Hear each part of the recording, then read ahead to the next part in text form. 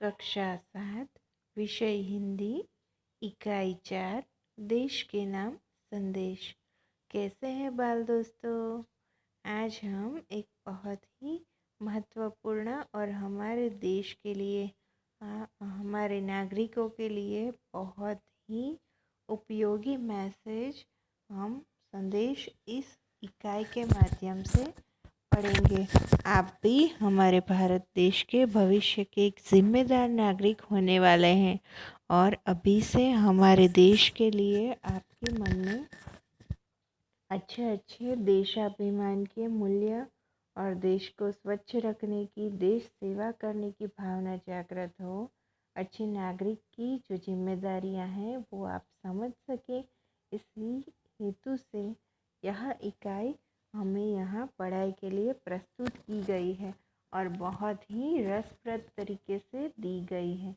तो चलिए आज हम यह इकाई पढ़ते हैं। यहाँ QR कोड है जिसके माध्यम से आप और जानकारी भी स्कैन करके ले सकते हैं। चलिए पढ़ाई करते हैं। पत्र के माध्यम से हम दूर बसे संबंधियों, परिजनों तथा मित्रों को अपनी बात आसानी से पहुंचा सकते हैं एवं सरकारी दफ्तरों में अपनी शिकायतें और आवेदन पहुंचा सकते हैं। आजकल दूरभाष, मोबाइल, तार, ईमेल आदि से भी यह कार्य किया जाता है। फिर भी पत्र का अपना विशेष महत्व है। हमारे पूर्व राष्ट्रपति एवं मिसाइल मैन डॉक्टर अब्दुल पकीर जैनुलाब्दीन अब्दुल कलाम ने नई दिल्ली से 19 मई 2005 के दिन क्या आपके पास देश के लिए 10 मिनट है नाम से देश के नागरिकों को ईमेल किया था। इसमें देशवासियों के मन में देशाभिमान की भावना उत्पन्न हो, ऐसी सीख भी है। तो चलिए हम देखते हैं कि हमारे मिसाइल मैन एवं राष्ट्रपति, एक महान हस्ती जो हमारे देश के लिए हो गए, डॉक्टर APJ अब्दुल कलाम, जो कि राष्ट्रपति भी रह चुके हैं, वैज्ञानिक भी रह चुके हैं। वो बच्चों की शिक्षा में बहुत ही रस लिया करते थे, ध्यान दिया करते थे और बच्चों से ज़्यादातर मिलना पसंद करते थे और बहुत ही बच्चों जैसा एक विरल व्यक्तित्व था। उनका स्वभाव बहुत ही नेक, भला और बहुत ही बच्चों जैसा निखालस स्वभाव था। तो चलिए वो हमें क्या सीख देना चाहते हैं वो हम इस पत्र के माध्यम से पढ़ेंगे। यह पत्र एक मित्र ने दूसरे मित्र को लिखा है और इसमें यह संदेश प्रेषित किया गया है। तो चलिए पढ़ते हैं। यहाँ पत्र में एक और सरनामा पता दिया गया है। मातृछाया, ऊंची शेरी, गांव मेसपुरा, तहसील बाबर, जिला बनासकांठा, दिनांक 24/12/2011। प्रिय मित्र हर्ष, नमस्ते। मैं यहाँ कुशल हूँ। आशा है वहाँ सभी कुशल होंगे, सकुशल होंगे। तुम्हारा खत मिला, पढ़कर खुशी हुई। मैंने डॉक्टर अब्दुल कलाम का देशवासियों के नाम भेजा गया एक ईमेल पढ़ा, वही तुम्हारे लिए प्रेषित कर रहा हूँ। तो यहाँ मित्र ने उसके प्रिय मित्र हर्ष को पत्र लिखा है। किसने?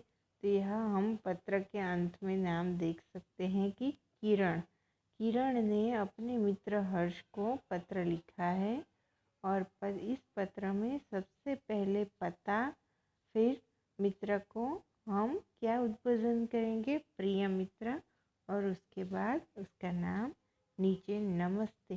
फिर हम उसकी क्षेम कुशलता पूछेंगे कि वो क्षेम कुशल है, हम कैसे हैं, हमारे हालत के बारे में लिखेंगे। फिर लिखें तुम्हारा खत मिला, पढ़कर खुशी हुई। अब धीरे से हम कौन से कारण से पत्र लिख रहे हैं वो हम लिखेंगे। मैंने अब डॉक्टर अब्दुल कलाम का देशवासियों के नाम भेजा गया एक ईमेल पढ़ा, वही तुम्हारे लिए प्रेषित कर रहा हूँ। डॉक्टर कलाम अपने संदेश की शुरुआत में ही पूछते हैं, क्या आपके पास अपने देश के लिए 10 मिनट का समय है? यदि हाँ, तो इसे पढ़िए, वरना मर्जी आपकी। इसके बाद वह देश के लोगों की सोच बताते हुए कहते हैं, आप कहते हैं हमारी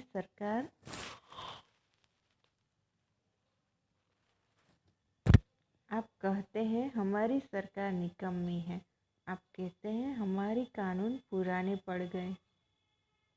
आप कहते हैं नगर पालिका कचरा नहीं उठाती।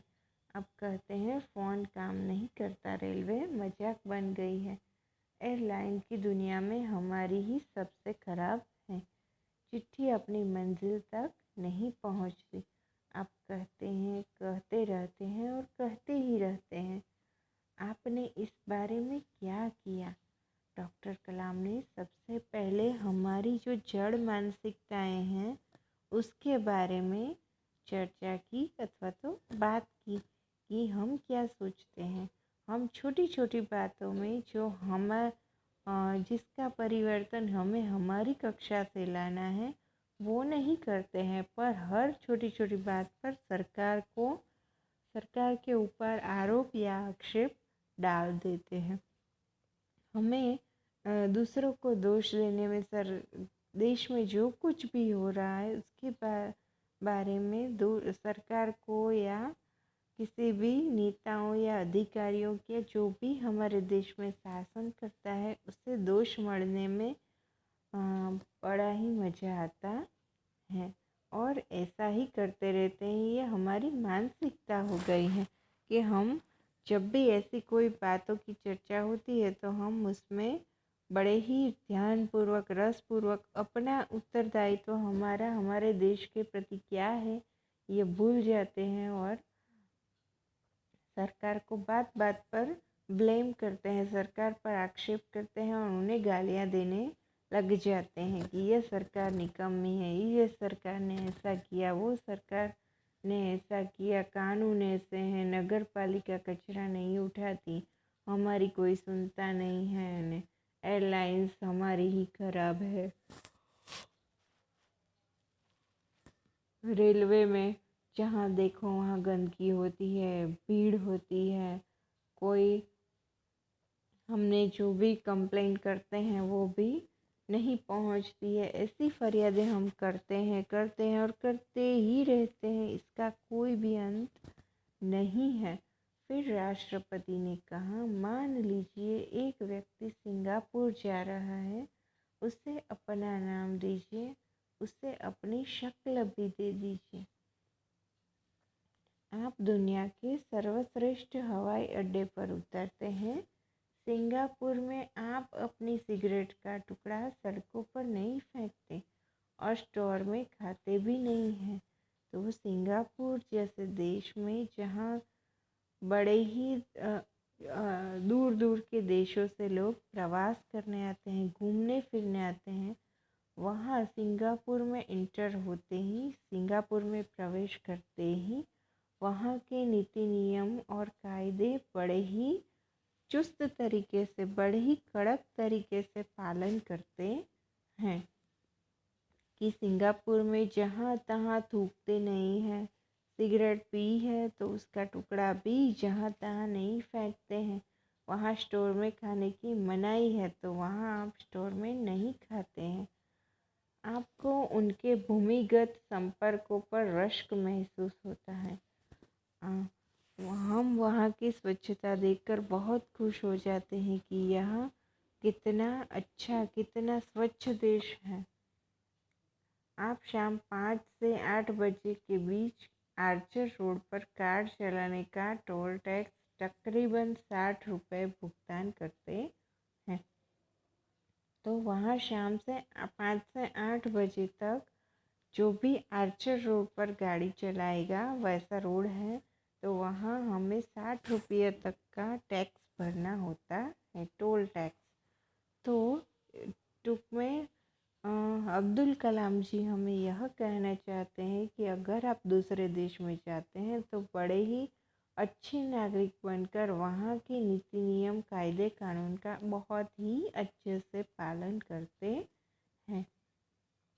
अगर पार्किंग में आपने निर्धारित समय से ज़्यादा गाड़ी खड़ी की तो टिकट पंच कराते हैं, लेकिन आप सिंगापुर में कहते कुछ नहीं। कहते हैं क्या? दुबई में आप रमज़ान के दिनों में सार्वजनिक रूप से कुछ भी खाने का साहस नहीं करते। जिहाद में बिना सर ढके बाहर नहीं निकलते। वॉशिंगटन में आप 55 मील प्रति घंटा से ऊपर गाड़ी चलाने की हिम्मत नहीं करते और पलटकर सिपाही से यह भी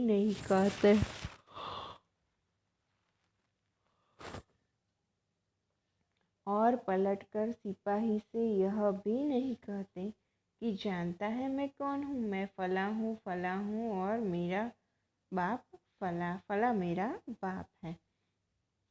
तो हम हिंदुस्तान में यहाँ अगर हमारी कोई गाड़ी रोक दे पुलिसकर्मी या ट्रैफिक पुलिस, तो हम उससे झगड़ा करने लग जाते हैं। बजाय कि हमारी भूल स्वीकारने या दंड भरने की जगह हम कई सारी हमारी ओळखाण निकालते हैं और झगड़ा करने लग जाते हैं। पर वॉशिंगटन में हम ऐसा नहीं करते। ऑस्ट्रेलिया और न्यूजीलैंड के समुद्र तटों पर आप खाली नारियल हवा में नहीं उछालते, जहाँ हिंदुस्तान में तो हम कोई भी ऐसे स्वच्छता के नीति नियम पालन नहीं करते हैं और जहाँ तहाँ कूड़ा डाल देते हैं। टोक्यो में आप सड़कों पर पान की पिक क्यों नहीं थूकते? बोस्टन में आप जाली योग्यता प्रमाण पत्र क्यों नहीं खरीदते? डॉक्टर कलाम बीच में याद दिलाते हैं, मैं आप ही के बारे में बात कर रहा हूँ, सिर्फ आपके। तो यहाँ डॉक्टर कलाम कहते हैं कि यदि यही इंसान हिंदुस्तान के लोग अगर बाहर के देशों में जाते हैं तो वहाँ के कायदे कानून का, स्वच्छता के नियम है या फिर जो भी ट्रैफिक के नियम हैं, जो बाकी सब नियम हैं, कायदे कानून है, उसका बहुत ही अच्छे से बिना कोई शिकायत के पालन करते हैं। और वही लोग हिंदुस्तान में जब होते हैं तो कोई भी प्रकार के कायदे कानून मानते नहीं हैं और सभी सरकार को ही हर बात के लिए आक्षेप किया करते हैं। पर हमें अपने अच्छे नागरिक होने की जिम्मेदारियां नहीं निभानी है। तो अब हम इकाई का दूसरा हिस्सा दूसरे वीडियो में देखेंगे। तब तक के लिए जय हिंद, जय भारत।